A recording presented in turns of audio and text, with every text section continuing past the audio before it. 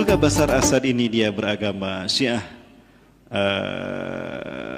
Rafidhah atau Syiah Nusairiyah? Boleh saya bahas dulu Bashar Assad sambil kita nunggu papan tulis ya? Baik, kita bicara tentang Bashar Assad. Suriah dulu dijajah oleh Prancis pada tahun 1916. Tiga negara mereka berupaya untuk memecah-mecah Syam dibagi tiga, untuk Inggris, Prancis, dan Uni Soviet. Uni Soviet tahun 1916. Namun di Uni Soviet saat itu atau Rusia sekarang itu terjadi revolusi Bolshevik, sehingga Rusia mundur, Uni Soviet mundur, yang maju adalah Inggris dan Prancis. Maka Syam kemudian dibagi menjadi empat. Palestina, Jordan itu diberikan pada Inggris, sementara Libanon dan Suriah itu diberikan pada Prancis. Maka sejak saat itulah tekanan demi tekanan dilakukan pada umat Islam oleh orang-orang Barat ini, dibantai umat Islam. Seperti di Sabrasatila, Palestina, itu 3 hari dibantai umat Islam, 3.600 umat Islam meregang nyawa.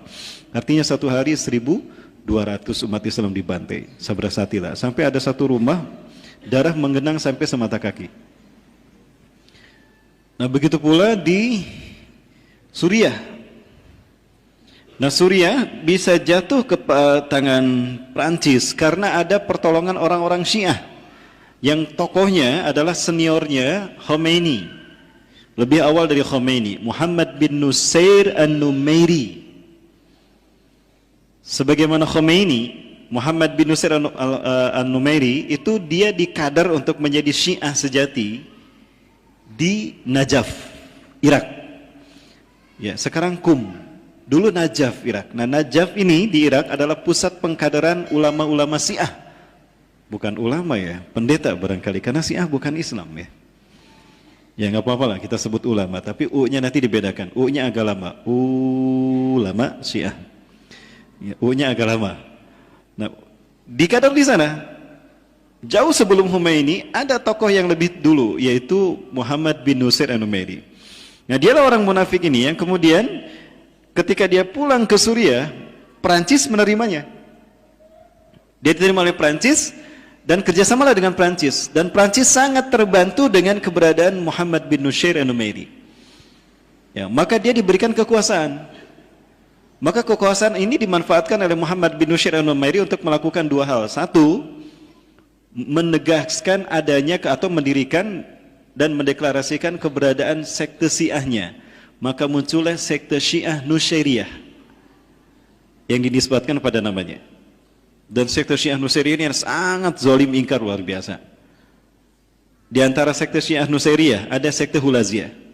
Sekte Hulaziyah ini apabila dia sedang berjalan, ada awan langit cerah, matahari terlihat jelas, itu mereka sujud pada matahari. Berhenti dari kendaraannya, minggir, lalu dia keluar dari kendaraan lalu sujud. Semua yang ada dalam kendaraan tadi keluar, lalu sujud pada matahari. Apabila mereka melihat awan indah dan besar, mereka pun keluar dari kendaraan dan ramai-ramai mereka sujud pada awan besar tadi. Dan ketika malam bulan purnama, mereka sujud pada bulan tadi. Mereka bukan sujud menyembah matahari, bukan sujud menyembah awan, bukan sujud menyembah bulan. Tapi yang mereka sembah adalah arwah Ali dan Ahlul Bait, arwah Husain dan Ahlul Bait yang ada di matahari, awan, dan bulan. Karena menurut mereka arwah Ahlul Bait itu ada di 3 benda tadi. Makanya mereka sujud sana. Bahkan mereka meyakini paham Ar-Raja'ah. Ar-Raja'ah ini adalah reinkarnasi. Jadi ruh-ruhnya Ahlul Bait itu terlahir kembali dalam sosok pemimpin-pemimpin mereka. Nah, ruh Al-Husain diyakini oleh sekte Syiah Nusairiyah ada menitis kepada Bashar Assad. Sehingga mereka memperlakukan Bashar Assad sebagaimana Syiah memperlakukan Al-Husain hari ini. Dianggap Tuhan, maka mereka ramai-ramai sujud kepada Bashar Assad. Ya. Baik, kita lihat bagaimana mereka mengkultuskan sosok Bashar Assad.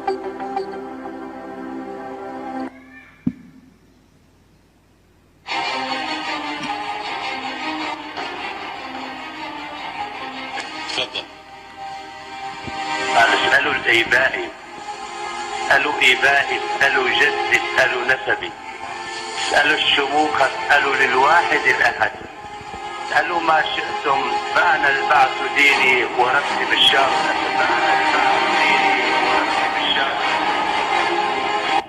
Ini yang berkata adalah ulamanya Nusairiyah. Dan ini disiarkan di televisi nasional Suriah. Di televisi nasional Suriah mereka mengatakan begini. Ya, isal masyi'tum, isal aibai, isal abnai, wa isal ahla sumukat. Bal isal al-wahidil ahad, anal ba'as dini, anal ba'athi dini wa nafsi bashar ilahi. Itu ulamanya mengatakan demikian. Nah, keberadaan Nusairiyah ini setelah diberikan kekuasaan oleh Prancis, maka Prancis pergi. Dari jarak jauh dia mengendalikan Suriah. Nah, maka ini dimanfaatkan juga oleh Muhammad bin Nusayr karena memang harus mendeklarasikan keberdian Suriah, maka dibuatlah kemudian partai politiknya yang bernama Partai Ba'as. Yang pemimpin pertamanya adalah Hafid al-Assad, ayah dari Bashar Assad. Akidahnya Syiah Nusairiyah. Dan ini menurun sampai sekarang kepada Bashar Assad sendiri. Namun di dalam satu majelis, Bashar Assad dalam satu pertemuan membantah kalau dia Syiah. Dia mengklaim dirinya sebagai Ahlus Sunnah wal Jamaah. Ya, wallahu a'lam bishawab. Mana yang benar Bapak sekalian? Yang jelas Syiah itu takyah. Ya, Syiah itu takyah. Kalau memang beliau Ahlus Sunnah wal Jamaah, kenapa membiarkan paham Syiah berada di negaranya? Yang kedua, kenapa dia membiarkan rakyat menyembahnya? Bapak Ibu akan menyaksikan ini. Ini dalam klaim para pendeta Suriah sendiri. Para ulama Syiah Nusairiyah mengatakan agama kami Ba'as dan Tuhan kami Bashar Assad. Berikutnya Bapak Ibu akan menyaksikan apa yang dikatakan oleh anggota parlemen Bashar Assad. Kalau memang beliau Ahlus Sunnah wal Jamaah, kenapa parlemennya memperlakukan dia seperti ini?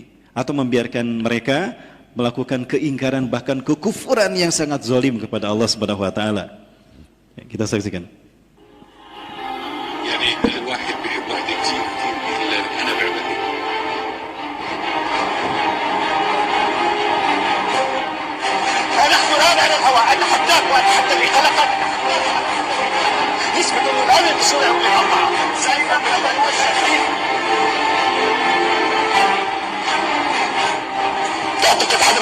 مين اللي بده يحشرنا احنا بالزاويه هذا؟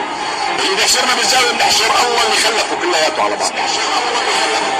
استغفر الله العظيم. ما فينا يا استاذ، ما حدا بيحط سوريا بزاويه، ما حدا بيحطها بزاويه. عم بشار الاسد قبل الله بيعمل وانا بقول لك اياها هيك.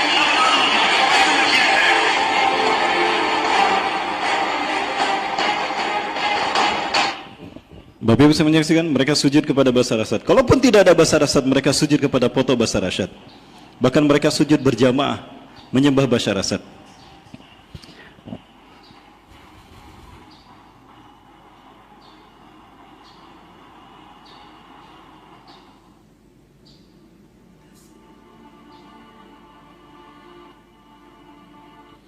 Kalau memang dia berakidah Ahlus Sunnah wal Jamaah, lalu kenapa dia membiarkan rakyat menyembahnya?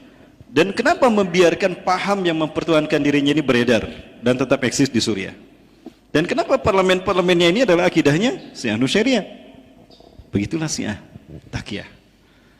Agar dia tetap bisa diterima oleh umat Islam. Padahal Suriah ini mayoritas Ahlus Sunnah wal Jamaah, kaum muslimin. Ya. Keberadaan Syiah Nusairiyah pada awalnya hanya 1,95% saja, hampir 2%. Selebihnya 98% itu umat Islam Ahlus Sunnah wal Jamaah. Tapi karena mereka memegang kekuasaan yang tadi diberikan Prancis kepada tokoh Syiahnya, maka mereka menguat, mereka berkuasa. Dan umat Islam dibantai habis, nauzubillah. Mereka yang dibantai itu sampai dipaksa untuk mengatakan la ilaha illa bashar. Tidak mau mengatakan la ilaha illa bashar, mereka dikubur hidup-hidup. Ada perselisihan, ada tayangan di sini dan pernah saya perlihatkan kalau tidak salah di sini. Bahkan mereka ulama-ulama Nusairiyah itu membuat satu surat khusus. Bukan surat Al-Ikhlas, tandingan surat Al-Ikhlas, surat Al-Asad. Ya. Ya, Qul huwallahu ahad. Ya, bukan. Ya, kita kulat surat Al-Ikhlas ya. Wala ilaha illa Bashar Assad. Ya. Mereka mengatakan tidak ada Tuhan selain Bashar Asad. Di dalam surat Al-Asad, khusus ciptaan mereka. Dan itu nasnya, mushafnya diberikan pada Bashar Asad. Dia pun menerima. Kalau memang dia Ahlus Sunnah wal Jamaah, harusnya dia menolak. Ini pernah terjadi 2013 kalau tidak salah. Karena konflik Suriah itu 2011, Bapak Ibu. Baik Bapak Ibu, rahmati Allah. Nah, ini kekufuran yang terjadi di Suriah. Nah, inilah yang kemudian menjadi salah satu api dalam sekam yang memicu terjadinya Arab Spring. Nah, terjadinya Arab Spring